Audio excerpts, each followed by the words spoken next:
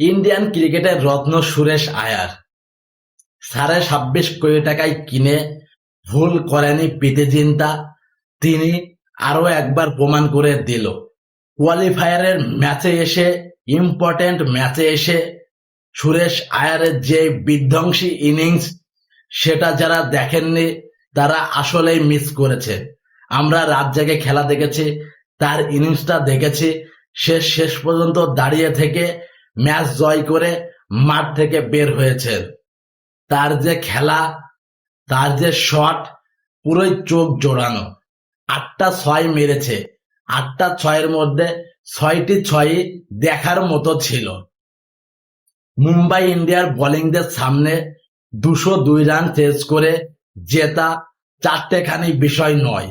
সেই কাজটাকেই সহজ করে ফেলেছে সুরেশ আয়ার। এক ওভার বাকি থাকতেই তিনি জয়ের বন্দরে পৌঁছায় দেয় পাঞ্জাবকে।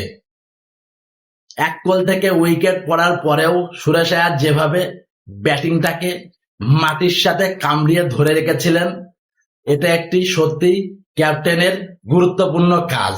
সেই কাজটাই তিনি পালন করেছে। যাই বলেন আর তাই বলেন, অনেক বছর পর এবার আইপিএলে দুইটি টিমই নতুন টিম, এবং যে কোনো একটি নতুন টিম ফাইনালে চ্যাম্পিয়ন হতে যাচ্ছে। এটাই দেখতে পাবে ক্রিকেট বিশ্ব। পাঞ্জাব বা রয়্যাল চ্যালেঞ্জার ব্যাঙ্গালোর, যে কোনো একটি টিম চ্যাম্পিয়ন হবে। দুইটি টিমই নতুন, নতুন টিম চ্যাম্পিয়ন হবে। এটাই এখন ক্রিকেট বিশ্ব দেখবে। এবং আমি চাই জানে পরাণে যে পাঞ্জাব এবং আরসিবির মধ্যে খেলাটা আপনারা দেখবেন এবং উপভোগ করবেন। ক্রিকেট ভক্তদের একটি সবচেয়ে বড় ফ্যান বেজ আছে বিরাট কোহলির, ব্যাঙ্গালোরের।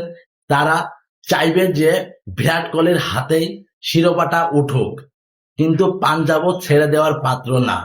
পাঞ্জাব তাদের সাথে কোয়ালিফায়ারের প্রথম ম্যাচ খুব বাজেভাবে হেরেছে। সেই রাগ তোলার জন্য তারা প্রস্তুতি হচ্ছে। প্রীতি জিন্তাও কিন্তু এই ফ্র্যাঞ্চাইজিদের সাথে একদম প্রথম থেকেই আছে। প্রীতি জিন্তা ছেড়ে কথা বলবে না।